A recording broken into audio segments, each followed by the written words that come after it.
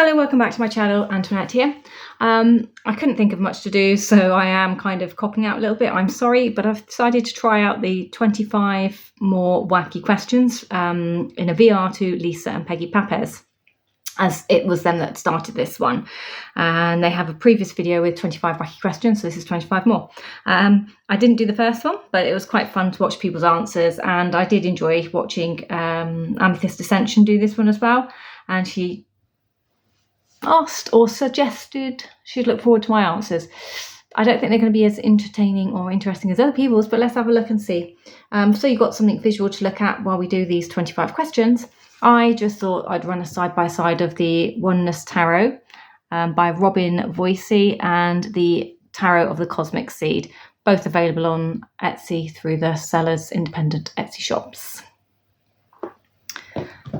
They are kind of similar-esque decks, so that was why I'm just doing it for my own curiosity, really. So I'll watch this video back and I can see what you got to see. I think we're all in shot. So the premise of this is basically just 25 questions answering. I haven't prepared. I'm just gonna go with, whatever comes out my mouth as we speak. So be prepared. Anything could come out. So question number 1. What's one fun fact that very few people know about you? A fun fact. Is that like having a secret habit, hobby, skill, I suppose? But factual, though, an actual fact that not many people know about me is probably the fact that I started out as a graphic designer. So I went to graphic design college, and that's where I qualified originally when I first left school. There's a fun fact, I think. Something maybe a little bit more obscure than that.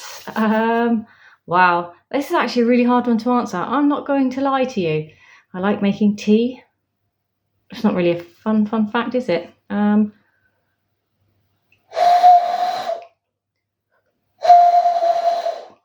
you go. I owl whistle. Takes me a while to warm up. There you go. There's a fun fact. What would you do if you were invisible for a day? Okay, people. Has anyone seen The Emperor's New Clothes? There's your first hint. The first thing I'm going to do is I'm going to get dressed if I'm invisible for the day, because you never know when your invisibility cloak's going to wear off. Girl Guide's motto, be prepared. So yes, I'm going to get dressed. I'm going to put my clothes on, I'm going to start my day, and I'll probably wash as well, because that is just my habit. So I'm not, just because I'm invisible doesn't mean I'm not going to stink, does it? So yeah, I would do the mundane before I head out. And if I was invisible, I don't know that I'd really be doing anything particularly fun and exciting, because I would probably use it to have some me time, do a bit of whatever I want to do, hiding from the rest of the world because they can't see me and can't find me. Would I want to listen in on people's conversations? No, not really. You go around doing things like that, you're going to hear stuff you don't want to hear, and that's how people start having fallouts and arguments. Eavesdropping, listening at doors, sure way to get yourselves in trouble. And to be fair, there's nothing around me lately that I would want to go and listen to anyway. So yeah, really boring. Sorry, not great, not that much fun there. Are you secretly a superhero or a supervillain? Okay, well, I'm a Gemini, so guess what? I'm both. I'm your worst nightmare as much as I'm your best friend. If I'm a superhero, I am a superhero for connection. So I connect people, point people in the right direction, signpost people. So people ask, they come to me and ask me the most obscure things. And then it's like, oh yeah, I have a tool for that. I have a YouTube channel that I can recommend you to for that. There's a book, there's this, there's that.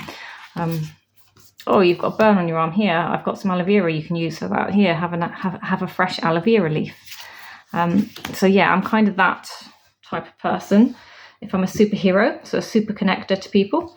And then for the villain-esque section of me, that would be my childlike qualities, where I treat the world as a child would. Everything's new, impressionable, shiny, want to touch it. And yeah, that's probably my supervillain, the annoying person with the why questions. Why not? That's me. Probing. That's my villain quality, probing. Number 4, there's a zombie apocalypse. What skill will you use to survive it? How about something practical like self-sufficiency? So barricade myself onto the tallest building, onto the roof, and know how to be self-sufficient, propagating and living my life up there, off what I grow, and being able to recycle my water and living a kind of ecologically safe footprint, I suppose. Failing that, I'm going to be kick-ass at shooting a gun, but you run out of bullets eventually. So that would be that one. Next is, what do you want to be in your next life? Do you know what? I've sort of pondered this question a little bit, and the honest answer is I would want to come back as a Gemini again, because I like the fact that I have a thirst for knowledge, the things that I learn, bits of everything, interests in everything. I like the flirtatious points of the Gemini personality, and the ability to learn or pick up things fast or move on fast because you know when it is or isn't right for you. So I have found that this is a really nice star sign to be, actually, for myself, and to be quite sure of myself. I have the assurance that I am able to be that. So I think I'd like to come back as me again. I've not enjoyed it. I mean, there's been bumps, yeah, of course, but I've not enjoyed it. You won the lottery. Will you keep your job? Why or why not? Would I keep my job? My current job. Would I keep my current job? No, absolutely not. I would exit that NHS building as fast as my little legs could carry me. But I would have a job. I've always said that.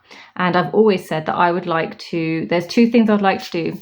One is to buy some fields and then be able to run shelters for animals, homeless animals, and be able to have the money then to support it without, needing to worry about where their next meals are coming from or their vets bills and things. And the other one that I've always said I would like to do is to buy a large hotel and to be able to put up homeless people. And when I say homeless people, I mean the people who are out on the streets living rough. They've had a really hard life. I would like to be able to somehow reintegrate these people back into society, or give them the option to reintegrate themselves back into society by giving them something warm to sleep in, roof over their head, no wet streets, not being moved on by the police, which is about the most ridiculous thing I think I've ever seen sometimes. There was a video, there was something on TV not very long ago where it showed the councils picking up homeless people's tents and busting them up and damaging them and throwing them in the bin. I mean, just vile human beings. They are vile human beings. That's all these people had to keep the water off their heads, because there are no places for them to be put up. They've been to the council and the council won't put them up. So that's what I would like to do.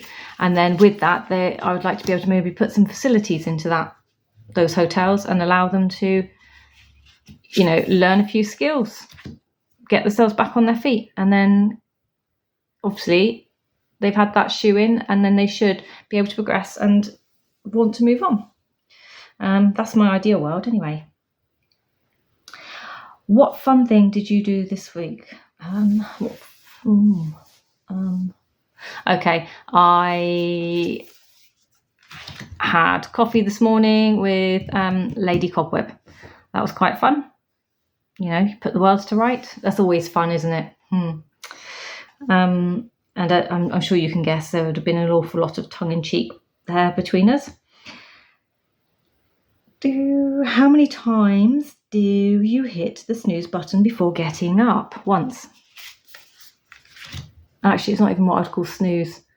I set 2 alarms in the morning, 5 minutes apart. So the first one goes off, I turn it off, and then the second one goes off 5 minutes later, and then I get out of bed. It's quite simple.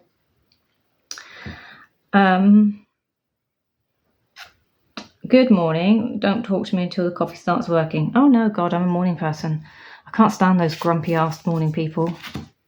If you don't want to be around people and you don't want to talk, don't come into my space. Go somewhere else and go and sit in silence. Don't walk into the room that's populated by people and be a grumpy-assed idiot. I really, like in the workplace, that drives me insane. So, and my mum was like that as well. Like, that's probably why it irritates me even more. Just go away. Go and spread your miserableness somewhere else. Don't cloud my sunshine in the morning. What is my favourite thing right now? Okay, so I have an electronic wine pourer that aerates red wine. That's my favourite thing right now. I don't have it personally. I bought it for my partner as a birthday present for him. He absolutely loves it. And it's been in a bottle of wine ever since it arrived. And it aerates the wine like up to 50 times more than it would if you were decanting it between, crystal canters or crystal decanters. So, it's very good. It's satisfactory. You press the button, it aerates and pours, and then you stop the button and you've got a glass of wine. And I have to admit, it does change the flavour and froths it up and even changes the texture. So it works. It's definitely one of our favourite things. 11. Spider. Kill it, run, or panic until a true hero comes and vanquishes it for me. I panic and wait for a hero to come and remove it from my vicinity for me. That's what happens. What food could you eat every day for the rest of your life? So what is this question? I need to go and see the video again. Is this like a whole type of food? Or is this just you can only pick one meal and that's your food for the rest of your life? So if it's only one food for the rest of my life, one food, one meal, one dish, that would be a salad bowl. And if it's a kind of type of food, then I'm going to go with maybe Italian or Greek. I'm thinking like meze type foods, Mediterranean type foods. That's the sort of foods I'm thinking, tapas, because there's so many things in tapas that's yummy. So yeah, I'm thinking something along those lines. What food? Yeah. So number 13. What kind of music do you like? I'm eclectic, so I like all sorts of music. I don't have a set type.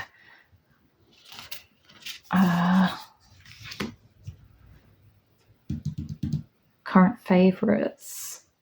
I had Chicane's best of playing a lot at the weekend. Do quite enjoy that one, nice and mellow. Cafe Del Mar, or Del Mar, however you want to pronounce that, peoples. Have some really good albums out there. Chill out albums. That's that sort of music. Ibiza, chill out.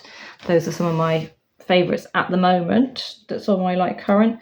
And for anyone who does remember the album, it was called Supercharged. It was a compilation album. That is also very heavily played in my house at the moment. Pool or beach? Pool for summer, beach for winter. What life or personal goal are you still working on? Life goal is finishing the build of this house so we can actually just enjoy living in it rather than living to build it, if that makes sense. It'd be nice just to sit back and actually enjoy what we've done and all the hard work, and not have to, look at things that still haven't been built or cables hanging out the wall. That would be nice. A personal goal is trying to just get more flexible and fitter, having not been able to exercise for the best part of 10 years whilst I was trying to stave off various chronic illness problems, and now I want to be able to build my body up a bit stronger. So there's those. And is the glass half full or half empty? That depends who you're talking to, doesn't it? That depends on who you're talking to. If you've got a super bubbly person and you think your glass is already half full, that bubbly person might think your glass is half empty compared to theirs being half full. Do you know what I mean? So yeah, I like to think it's half full for the most part. However, when it comes to learning things, I'd say it's half empty because I like to top it up a lot. That's a very Gemini answer for you. Number 17. You just farted. Own it, apologise, or blame the dog. Now then, the person I watched this video on shamefully blames their dog. I would never blame my dog. My partner would blame the dog. Blames the dog all the time. Even when I'm like, there is no dog here. Mate, come on, own it. The right thing to do, isn't it, is apologise. Own it, apologise. That's it. Excuse me. Broke wind. Oops. Don't shoot me. And then the next question kind of goes off on that one. So you blame the dog. Problem. There is no dog now. What? Exactly what I just said. Own it, people. You've got to apologise, especially if it's, one that hangs in the air. Because you can't be polluting people's airspace and not say sorry. That's wrong. Your smartphone breaks. You can't get it fixed for at least a week. How screwed are you? I'm not screwed, people. I still use cash. Okay, I still use cash. I don't need a phone. You don't need to get hold of me. I don't need to know about you. So we're all good. You know where I live, come and knock on the door. Have a face-to-face conversation. I don't need to text message you.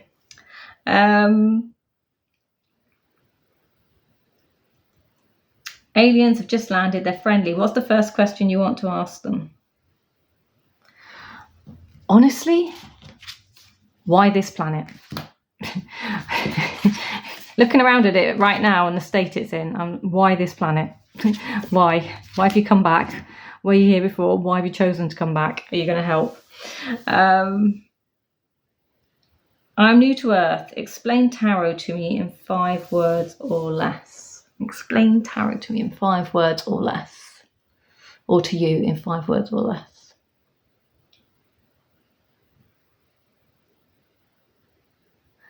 Helps stop your bad habits.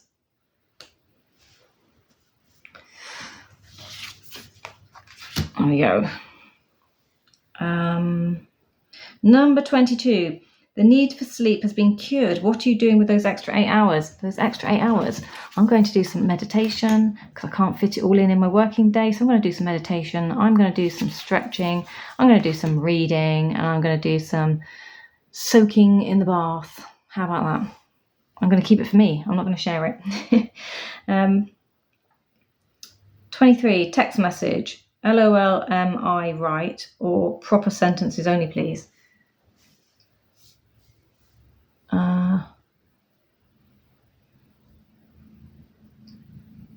Reasonable sentences with minimal acronyms. And lots of emojis.